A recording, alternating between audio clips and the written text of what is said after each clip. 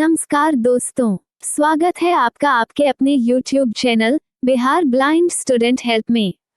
दोस्तों, आज का ये वीडियो काफी शानदार और धमाकेदार होने वाला है, क्योंकि इस महा मैराथन संगीत एपिसोड के अंतर्गत हम लोग संपूर्ण पाठ्य पुस्तक से महत्वपूर्ण पारिभाषिक शब्दों जो कि आपके परीक्षाओं में लघु उत्तरीय प्रश्नों के रूप में पूछा जाता है का वन शॉर्ट क्विक रिवीजन करेंगे। दोस्तों, इस वीडियो में बताए गए सभी प्रश्नों को यदि आप शुरू से अंत तक याद करेंगे तो यकीन मानिए आपके परीक्षाओं में लघु उत्तरीय प्रश्न आपसे छूटेगा ही नहीं। आप एक दिन की तैयारी से परीक्षा में बेहतर कर सकते हैं। परीक्षा के पूर्व इस वीडियो को जरूर देख कर जाएं। आप जब परीक्षा केंद्र में होंगे तो पता चलेगा कि यहाँ से काफी सारे प्रश्न पूछे गए हैं। भले ही वीडियो लंबी है, लेकिन आपकी परीक्षा के लिए रामबाण साबित होगा, इसलिए आप इसे शुरू से अंत तक जरूर देखें। वीडियो में आगे बढ़ने से पहले आपसे एक रिक्वेस्ट है, यदि आप इस चैनल पर नए आए हैं तो चैनल को सब्सक्राइब कीजिएगा, वीडियो को लाइक और दोस्तों और सहपाठियों के साथ शेयर कीजिएगा। अपनी कीमती राय कमेंट में जरूर लिखिएगा। आगे इस चैनल पर किस तरह का कंटेंट देखना पसंद करेंगे, क्योंकि इस चैनल पर इसी तरह के से इन्फॉर्मेटिव हेल्पफुल वीडियो लाया जाएगा आने वाले समय में और भी यूनिक होने वाला है, इसलिए आप इस चैनल से जुड़े रहें। आइए दोस्तों, सुनते हैं मधुलिका मैम से। संगीत विषय में राग परिचय और ताल के बाद हम लोगों को कुछ पारिभाषिक शब्द भी पढ़ने हैं। तो आइए सबसे पहले हम लोग जानते हैं कि संगीत किसे कहते हैं। संगीत शब्द के अंतर्गत गायन, वादन तथा नृत्य, इन तीन कलाओं का समावेश होता है।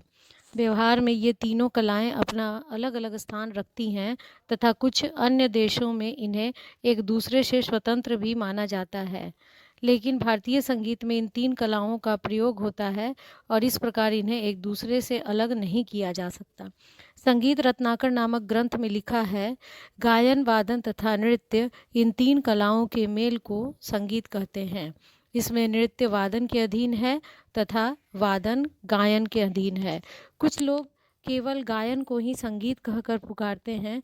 इसका कारण यह है कि गायन इन तीन कलाओं में श्रेष्ठ होता है। अगर हम संगीत शब्द की व्याख्या करें तो संग का अर्थ होता है उत्तम और गीत का अर्थ होता है गायन, या इसको हम कह सकते हैं उत्तम गायन को हम संगीत कहेंगे, परंतु वास्तव में भारतीय संगीत में ऊपर लिखी तीनों कलाओं का समावेश होता है। इसलिए हम लोग इसकी परिभाषा इस प्रकार दे सकते हैं कि गायन, वादन और नृत्य, इन तीन कलाओं के समावेश को या इन तीन कलाओं के मेल को संगीत कहते हैं। संपूर्ण भारत में संगीत की दो भिन्न भिन्न पद्धतियाँ प्रचलित हैं, जो हैं दक्षिणी अथवा कर्नाटकी संगीत पद्धति और उत्तरी या हिंदुस्तानी संगीत पद्धति। तो आइए पहले हम लोग जानते हैं कि दक्षिणी या कर्नाटकी संगीत पद्धति क्या है। तो संगीत की यह पद्धति मैसूर, आंध्र प्रदेश, चेन्नई आदि प्रांतों में प्रचलित है। चूँकि यह प्रणाली कर्नाटक प्रदेश में प्रचलित है, इसलिए इसे कर्नाटकी संगीत पद्धति कहते हैं। इसका दूसरा नाम दक्षिणी संगीत पद्धति भी है। अब है उत्तरी या हिंदुस्तानी संगीत पद्धति। संगीत की यह पद्धति मैसूर, आंध्र, तमिलनाडु आदि को छोड़कर सारे भारत में प्रचलित है। चूँकि यह प्रणाली उत्तरी भारत में प्रचलित है, अतः इसे उत्तरी अथवा हिंदुस्तानी संगीत पद्धति भी कहते हैं। साधारणतः जो संगीत हम लोग अपने प्रांतों में सुनते अथवा गाते बजाते हैं, वह उत्तरी अथवा हिंदुस्तानी संगीत कहलाता है। भारतवर्ष में प्रचलित संगीत की ये दोनों पद्धतियाँ एक दूसरे से स्वतंत्र हैं। स्वतंत्र होने पर भी इन दोनों में बहुत समानता है। कहते हैं कि प्राचीन काल में ये दोनों पद्धतियाँ अलग अलग नहीं थीं। सारे भारत में केवल एक पद्धति ही प्रचार में थी, परंतु बाद में चलकर दोनों पद्धतियाँ एक दूसरे से अलग हो गईं। आज भी हम देखते हैं कि दोनों पद्धतियों में एक सप्तक में कुल 12 स्वर माने जाते हैं और दोनों पद्धतियाँ थाट, राग सिद्धांत को मानती हैं। इस प्रकार अनेक समानताएं तथा विसमानताएं इन पद्धतियों में हैं। अब हम लोग उत्तरी संगीत में प्रचलित स्वर ताल लिपि की पद्धतियों के बारे में जानेंगे। उत्तरी या हिंदुस्तानी संगीत में स्वर लिपि तथा ताल लिपि की दो पद्धतियां प्रचलित हैं, जो हैं भातखंडे पद्धति और विष्णु दिगंबर पद्धति। तो पहले हम बात करते हैं भातखंडे पद्धति की। भातखंडे पद्धति के अनुसार स्वर और ताल लिपि के चिन्ह कुछ अलग प्रकार से लिखे जाते हैं, जो इस प्रकार होते हैं। शुद्ध स्वर में कोई चिन्ह नहीं होता। कोमल स्वर में नीचे पड़ी रेखाएं होती हैं। तीव्र स्वर में ऊपर खड़ी रेखा होती है, जैसे म तीव्र होगा तो म के ऊपर खड़ी रेखा। तार सप्तक के स्वर को अगर लिखना है तो उन स्वरों के ऊपर हम बिंदु लगाएंगे। मध्य सप्तक के स्वर में कोई चिन्ह नहीं लगेगा। मंद्र सप्तक के स्वर में नीचे बिंदु लगाएंगे। एक मात्रा का चिन्ह, इसमें कोई चिन्ह नहीं होता। लेकिन अगर एक मात्रा में दो स्वर आ रहे हैं तो दोनों स्वरों को जोड़ने के लिए हम नीचे चांद लगाते हैं। इस पद्धति में कॉमा लगाने से एक मात्रा के बराबर बराबर दो भाग हो जाते हैं। इसमें एक बात और ध्यान देना है कि स्वरों के आगे लेटी लकीरें लगाने से स्वरों का उच्चारण बढ़ता है। जैसे सा बोल रहे हैं तो दो सा है, तो सा के बाद एक हम लेटी हुई लकीर लगा देंगे। तो अगर ऐसा करते हैं तो उच्चारण बढ़ाने के लिए हम वहाँ पे अवग्रह लगाते हैं। तो अगर स्वरों को बढ़ाना है तो वहाँ लेटी लकीरें लगेंगी, और अगर उच्चारण को बढ़ाना है तो वहाँ पे अवग्रह लगेगा। इसमें लय का चिन्ह है क्रॉस, खाली का चिन्ह है शून्य। ताली पर ताली संख्या लिखते हैं, जैसे 2, 3, 4 इत्यादि। इसके अलावा अब है दूसरा विष्णु दिगंबर पद्धति। तो विष्णु दिगंबर पद्धति के अनुसार क्या होगा कि शुद्ध स्वर में कोई चिन्ह नहीं लगेगा। कोमल स्वर में नीचे हलंत लगेंगे। तीव्र स्वर में नीचे उल्टा हलंत लगेगा। तार स्वर में ऊपर खड़ी लकीर लगेगी। मध्य स्वर में मध्य जो लय है उसमें कोई चिन्ह नहीं लगेगा। मंद्र स्वर में ऊपर बिंदु लगेगी।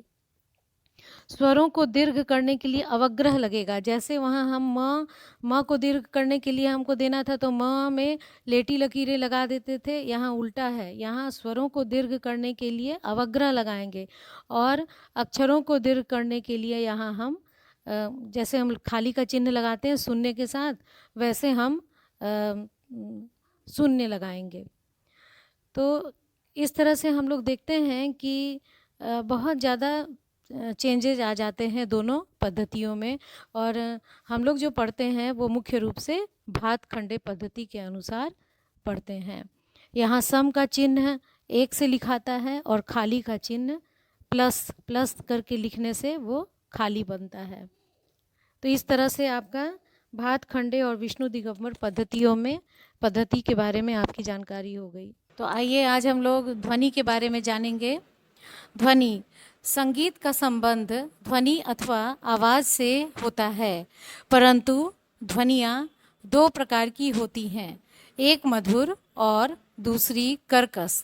मधुर ध्वनि वह है जो कानों को सुनने में अच्छी लगती है और जिसको सुनने में प्रसन्नता होती है। कर्कश ध्वनि वह है जो कानों को अप्रिय लगती है और जिसे सुनकर प्रसन्नता नहीं होती। ऐसी ध्वनि को हम कोलाहल या शोरगुल आदि भी कहते हैं। लेकिन संगीत का संबंध मधुर ध्वनि से होता है। अब आगे नाद है। नाद, आंदोलनों को देखते हुए ध्वनियाँ दो प्रकार की हो सकती है। तो नाद के पहले हम लोग आंदोलन देख लें कि आंदोलन क्या है। तो ध्वनि की उत्पत्ति कंपन अथवा वाइब्रेशन से होती है। कंपन या वाइब्रेशन से होती है। साधारणतः जब किसी वाद्य के तार को छेड़ा जाता है तो उससे कंपन या वाइब्रेशन यानी आंदोलन उत्पन्न होते हैं, जिससे ध्वनि संचारित होती है। तार को छेड़ने से वह एक ओर कुछ दूरी तक जाती है और फिर लौटकर उतनी ही दूसरी ओर चली जाती है और बाद में वह अपने पूर्व स्थान पर आ जाती है, परंतु अपने स्थान पर आकर वह रुकती नहीं है, बल्कि क्रमशः इस प्रकार या ऊपर नीचे होकर के वह तार जो है वो कंपन करते रहती है। और यह कंपन तब तक होता रहता है जब तक तार का वेग जो है वो शांत नहीं हो जाता। तो ये आंदोलन क्या है? आंदोलन वाइब्रेशन होता है कि जो कि ध्वनि के उत्पन्न होने का कारण होता है। आइए अब हम लोग नाद के बारे में जानें। तो आंदोलनों को देखते हुए ध्वनियाँ दो प्रकार की हो सकती हैं। वह ध्वनि जिसमें कंपन या आंदोलन नियमित होते हैं और सुनने में जो कानों को प्रिय लगते हैं। दूसरी वह ध्वनि जिसमें कंपन या आंदोलन अनियमित होते हैं और जो सुनने में कानों को अप्रिय लगते हैं। ऐसी ध्वनि संगीत के काम में नहीं आती है। संगीत का संबंध मधुर ध्वनि से होता है जिसमें नियमित आंदोलन होने चाहिए। वह ध्वनि जो संगीत में प्रयोग की जाती है उसे ही हम नाद कहते हैं। कहने का अर्थ यह हुआ कि संगीतोपयोगी ध्वनि को हम नाद कहते हैं और यह नाद जो होता है यह संगीत का आधार होता है। अब आइए हम लोग इसके भेद को देखते हैं। नाद के दो भेद होते हैं, अनाहत नाद और आहत नाद। तो पहले हम लोग अनाहत नाद के बारे में जानें। अनाहत नाद जो बिना किसी आधार के उत्पन्न होता है तथा साधारणतः सुनाई नहीं पड़ता, अनाहत नाद कहलाता है। इसे हम सूक्ष्म या गुप्त नाद भी कहते हैं। सिद्ध लोग इसकी साधना करके मोक्ष की प्राप्ति करते हैं। अनाहत नाद का देसी अथवा अपने संगीत से कोई संबंध नहीं है। यह नाद तो स्वयं उत्पन्न होता है और इसका प्रयोग जो है वो देवताओं के संगीत के लिए होता है। दूसरा है आहत नाद। जो नाद किसी आघात के द्वारा उत्पन्न होता है उसे आहत नाद कहते हैं। देसी अथवा प्रचलित संगीत में इसी नाद का प्रयोग किया जाता है। यह नाद 3 प्रकार से उत्पन्न हो सकते हैं। यानी आहत नाद को 3 प्रकार से हम लोग उत्पन्न कर सकते हैं। कैसे कैसे? तो पहला पॉइंट है किस तरह से होगा। इसमें पहला है किसी एक वस्तु पर दूसरी वस्तु का आघात अगर हम करते हैं, जैसे तबले पर हम हाथ की उंगलियों का आघात करते हैं तो ध्वनि उत्पन्न होती है। ये आहत नाद है। दूसरा पॉइंट, किन्हीं 2 वस्तुओं को जब हम आपस में रगड़ते हैं, जैसे सारंगी है, इसमें जब हम दो चीज़ों को 2 तारों को आपस में रगड़ते हैं तो यहाँ ध्वनि उत्पन्न होती है। और तीसरा पॉइंट है कि यदि किसी वस्तु में जब हवा का हम प्रयोग करते हैं, यानी जब हवा को भरते हैं या निकालते हैं, जैसे बांसुरी है, बीन है, तो ऐसी स्थिति में भी ध्वनि उत्पन्न होती है। इस प्रकार हम कंठ में भी वायु के प्रवेश से हमारे कंठ की जो स्वर तंत्रियां हैं वो कंपित होती हैं और हमारे कंठ से ध्वनि उत्पन्न होती है। तो हम देखें कि आहत नाद जो होता है यह आघात के द्वारा उत्पन्न होता है और इसे हम 3 प्रकार से उत्पन्न कर सकते हैं। अब है कि ध्वनि के लिए मुख्य 3 बातों का होना आवश्यक है। इसमें पहला है नाद का छोटा बड़ापन, दूसरा है नाद की जाति और तीसरा है नाद का ऊंचा नीचापन। तो नाद का छोटा बड़ापन कहता है कि एक ही नाद धीमा हो या तेज हो सकता है। नाद का यह जो गुण है वो नाद को उत्पन्न करने पर निर्भर करता है, क्योंकि जब हम धीमे से एक नाद को बोलेंगे तो वह कम सुनाई देगा और वही नाद को हम जब जोर से बोलेंगे तो वह ज़्यादा दूर तक सुनाई देगा। तो जब नाद धीमे से उत्पन्न होता है तो उसे नाद का छोटापन कहते हैं और जब नाद जोर से उत्पन्न होता है तो उसे नाद का बड़ापन कहते हैं। दूसरा है नाद की जाति। नाद का यह गुण बहुत ही महत्वपूर्ण है। नाद के इस गुण से हमें यह मालूम होता है कि जो नाद उत्पन्न हो रहा है वह किसी वस्तु का है, किस वस्तु का है या वाद्य का है। कहने का अर्थ यह है कि नाद के उत्पन्न होने पर हम केवल उसे सुनकर ही बता सकते हैं कि यह नाद तबले का है, हारमोनियम का है या किसी जाने पहचाने व्यक्ति के कंठ से निकल रहा है। तो जो नाद का यह जो गुण है यह नाद की जाति कहलाती है। अब है नाद का ऊंचा नीचापन। तो प्रत्येक नाद दूसरे नाद से ऊंचा या नीचा होता है। जैसे सा से ऊंचा रे होता है और रे से नीचा सा होता है। तो जब एक नाद दूसरे नाद से ऊंचा होता है तब उसे नाद का ऊंचापन कहते हैं और जब एक नाद दूसरे नाद से नीचा होता है तब उसे हम नाद का नीचापन कहते हैं। तो इस तरह से हम लोगों ने ध्वनि के बारे में देखा कि ध्वनियाँ जो हैं वो दो प्रकार की हुई, कोलाहल या कर्कश ध्वनि या और दूसरी है मधुर ध्वनि। उसके बाद मधुर ध्वनि को हम दो भागों में बांट दिए। यही मधुर ध्वनि जो है वो संगीतोपयोगी नाद कहलाती है और ये दो भागों में बट गई, आहत नाद और अनाहत नाद। आहत नाद जो होते हैं वो आघात द्वारा उत्पन्न होते हैं और अनाहत नाद जो होते हैं वो बिना आघात के उत्पन्न होते हैं। अब है नाद के गुण। नाद के 3 गुण होते हैं, नाद का छोटा बड़ापन, नाद की जाति और नाद का ऊंचा नीचापन। तो इस तरह से आप लोगों की ध्वनि और नाद जो है वो कंप्लीट हुआ। आगे है अगला शब्द है वर्ण। गाने या बजाने में जो विभिन्न क्रियाएं होती हैं उन्हें वर्ण कहते हैं। ग्रंथकार जो हैं, संगीत ग्रंथकार, वे वर्ण की परिभाषा इस प्रकार देते हैं, गान क्रिया उच्यते वर्ण, यानी गाने की क्रियाओं को वर्ण कहते हैं। गायन में स्वरों की अनेक चालें होती हैं, जैसे नीचे के स्वरों से ऊपर के स्वरों तक जाने की क्रिया या ऊपर के स्वरों से नीचे के स्वरों तक आने की क्रिया इत्यादि। तो इस तरह से अगर हम देखें तो वर्ण जो हैं वो कुल 4 होते हैं। पहला अस्थाई वर्ण। अस्थाई वर्ण क्या है? जब एक ही स्वर को हम बार बार उच्चारण करते हैं तो उसे हम अस्थाई वर्ण कहते हैं। अस्थाई का अर्थ होता है स्थिर होना, अर्थात एक ही स्वर पर स्थिर होने को एक ही स्वर पर अगर हम स्थिर होंगे तो वो अस्थाई वर्ण कहलाएगा।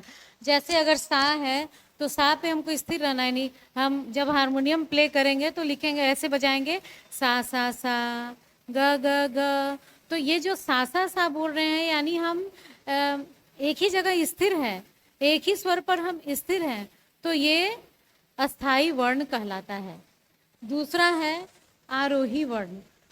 आरोही वर्ण यानी नीचे के स्वर से जब हम ऊपर के स्वर को बोलते हैं, जब हम गायन की क्रिया करते हैं तो जब हम नीचे के स्वर को गाते हुए जब हम ऊपर की ओर बढ़ते हैं तो उसे हम आरोही वर्ण कहते हैं।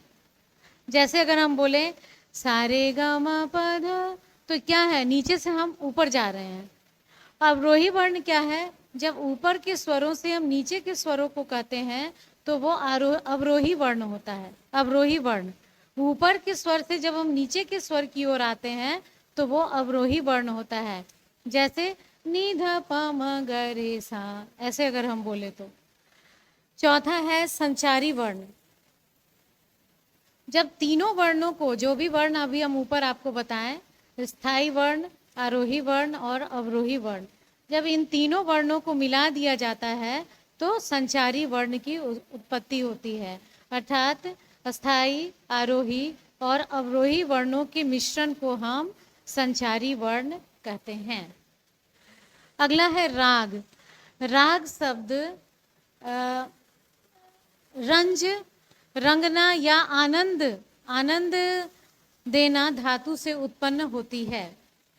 तो राग क्या है? ये एक ऐसी अनुपम रचना है स्वरों और वर्णों की, यह एक ऐसी अनुपम रचना है जिसे सुनकर आनंद की प्राप्ति होती है और इसे हम राग कहते हैं।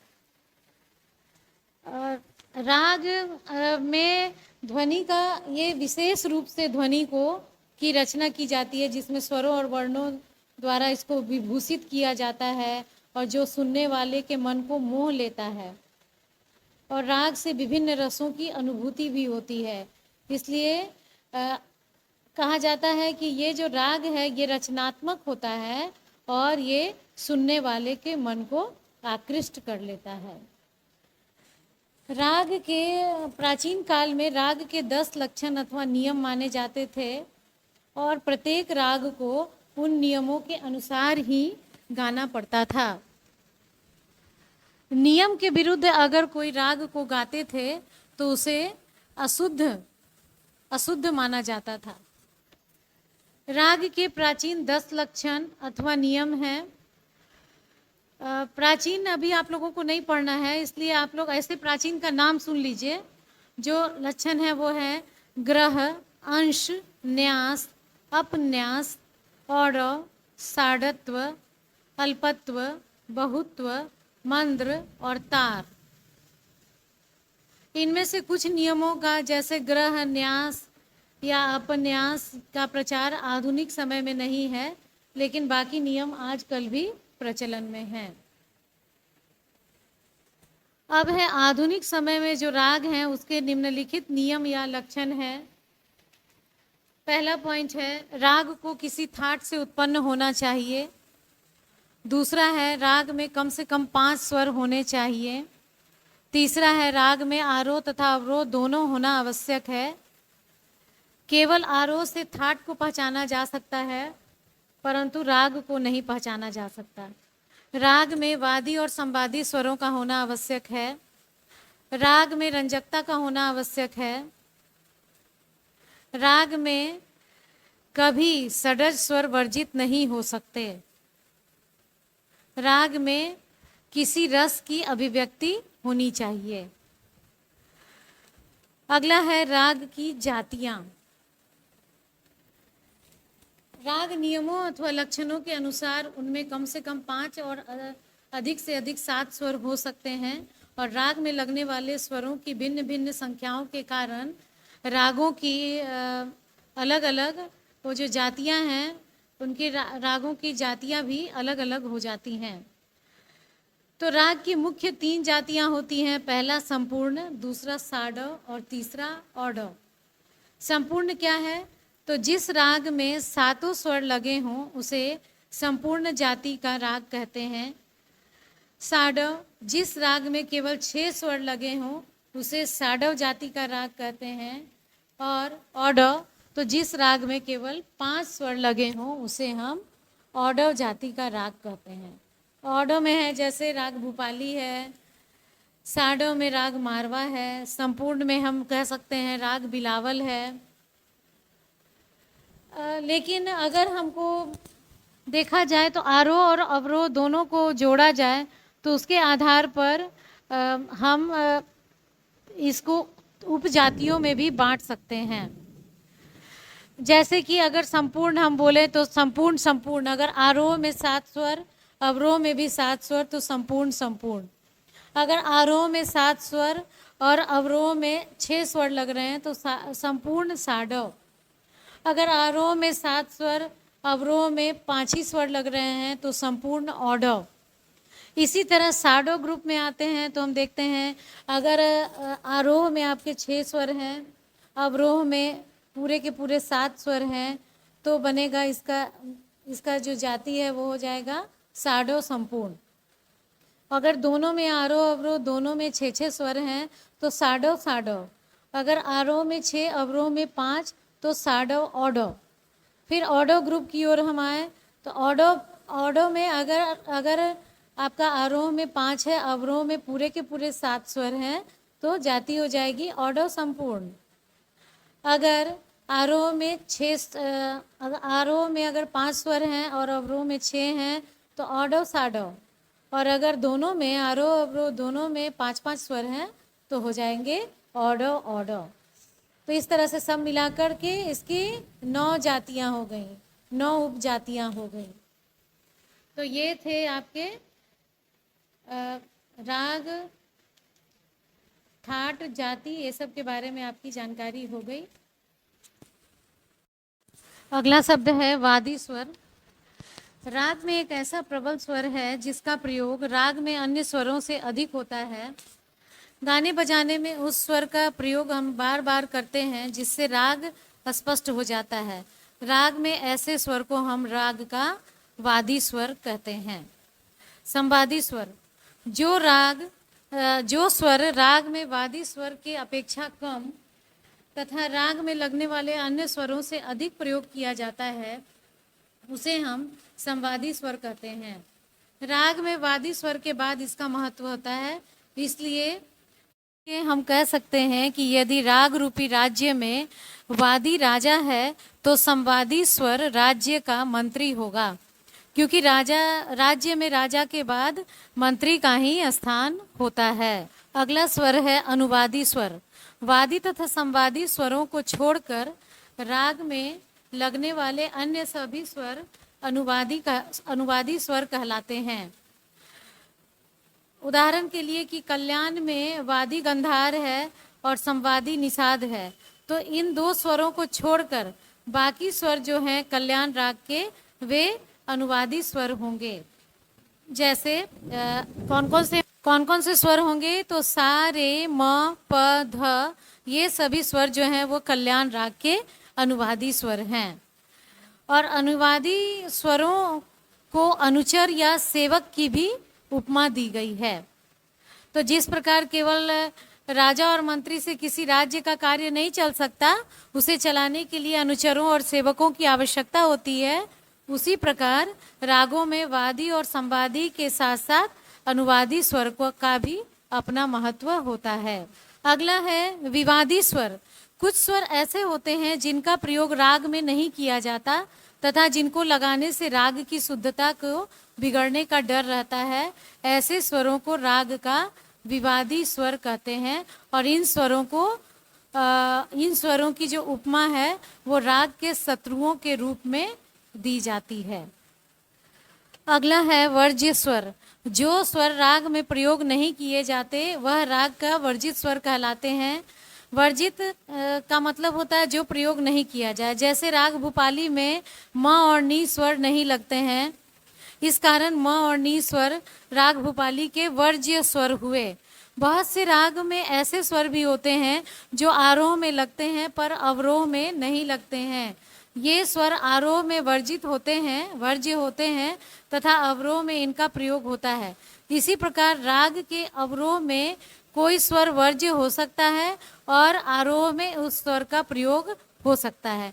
जैसे राग खमाज के आरोह में रे स्वर वर्ज्य है पर अवरोह में यह स्वर लगता है। अगला शब्द है पकड़। राग में एक ऐसा विशिष्ट स्वर समुदाय होता है जिससे उस राग की पहचान अथवा पकड़ होती है। इस छोटे समुदाय को राग का पकड़ कहते हैं। राग की पकड़ बार बार कहकर राग का स्वरूप श्रोताओं के सामने रखा जाता है। इसके बाद है तान। तान शब्द का अर्थ है तानना या विस्तार करना। राग में लगने वाले स्वरों का विस्तार जल्द या द्रुत लय में करना तान कहलाता है।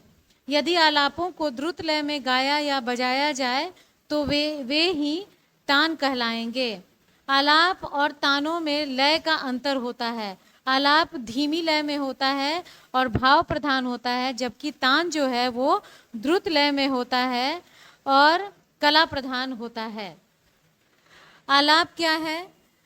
तो आलाप किसी राग के स्वरों का उसके वादी और संवादी तथा विशेष स्वरों को दिखलाते हुए विस्तार करना और साथ में उसके वर्ण अलंकार आदि से उसको विभूषित करना उस राग का आलाप कहलाता है। राग का स्वरूप स्पष्ट करने के लिए उसके स्वरों को सजा सजाकर धीमी लय में हम उसका आलाप करते हैं। अगला शब्द है अलंकार। तो अलंकार क्या है? कुछ विशेष नियमों से बंधे हुए स्वर समुदाय को अलंकार या पलटा कहते हैं। जैसे कि हम लोग आरोह अवरोह में इसको करते हैं। जैसे अगर हम एक अलंकार बोले सा सा रे रे ग ग म म प प ध ध नी नी सा सा, ये आरोह है। और अवरोह में है सा सा नी नी ध ध प प म म ग ग रे रे सा सा। तो ये क्या है? ये विशेष नियम से बंधे हुए स्वर समुदाय हैं और इन्हें ही इस तरह के कई अलंकार हैं जिनकी रचना हम स्वयं भी कर सकते हैं। कई तरह के अलंकार हैं और इसे हम पलटा भी कहते हैं। अगला शब्द है सरगम।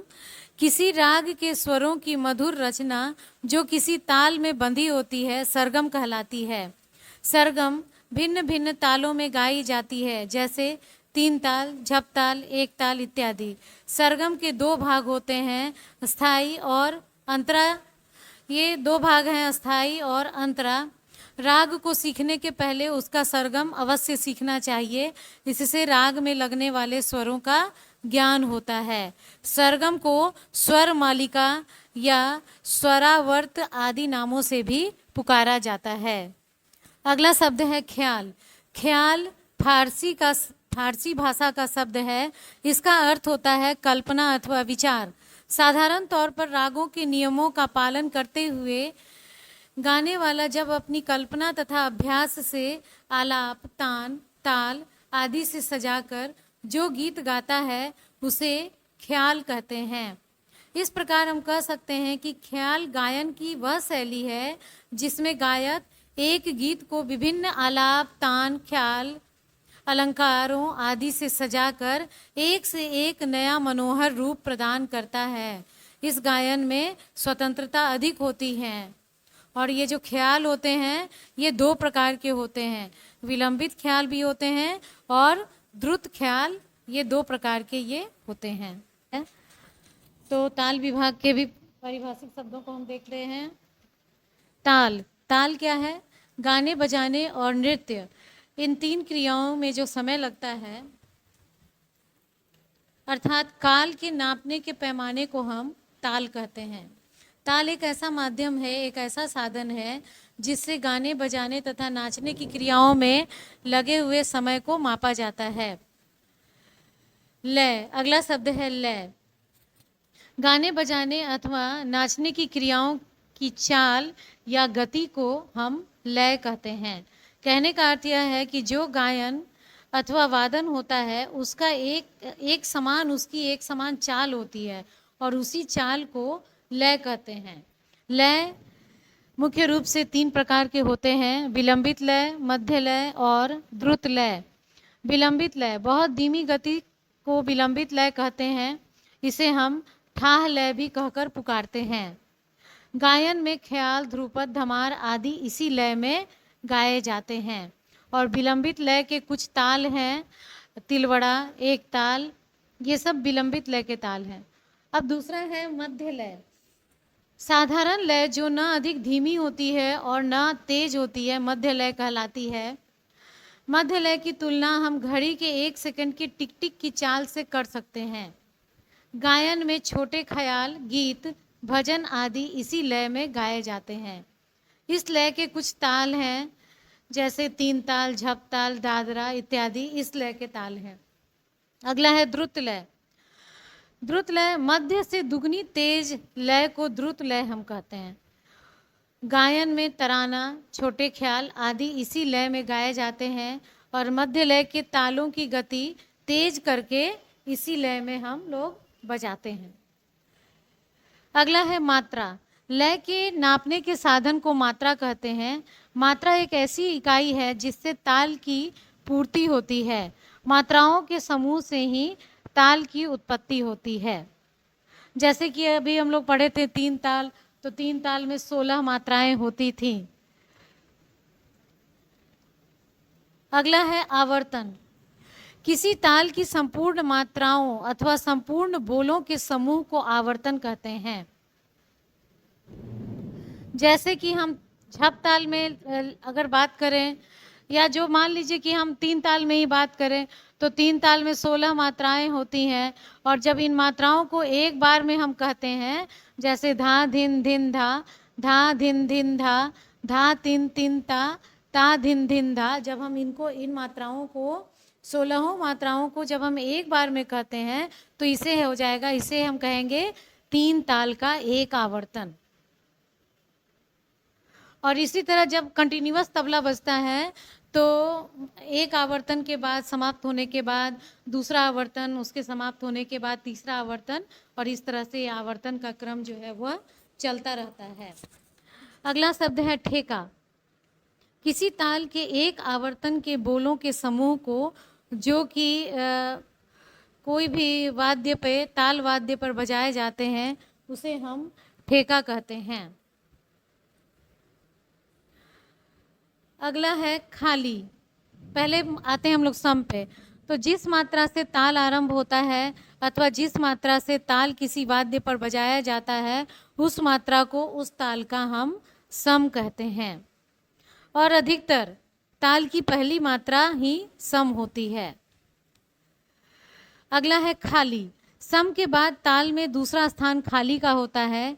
जिस मात्रा पर खाली नहीं पड़ती अथवा इसको जो जिस मात्रा पे खाली पड़ती है उस पे हम खुला हाथ करके खाली स्थान को दिखाते हैं, और लिखने के लिए हम अगर लिखते हैं तो इसको शून्य शून्य वहाँ पे दर्शाते हैं।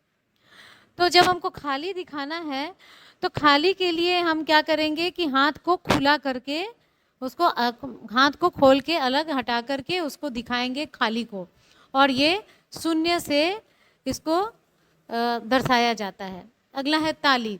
सम के अतिरिक्त ताल में भिन्न भिन्न मात्राओं पर तालियां भी पड़ती हैं।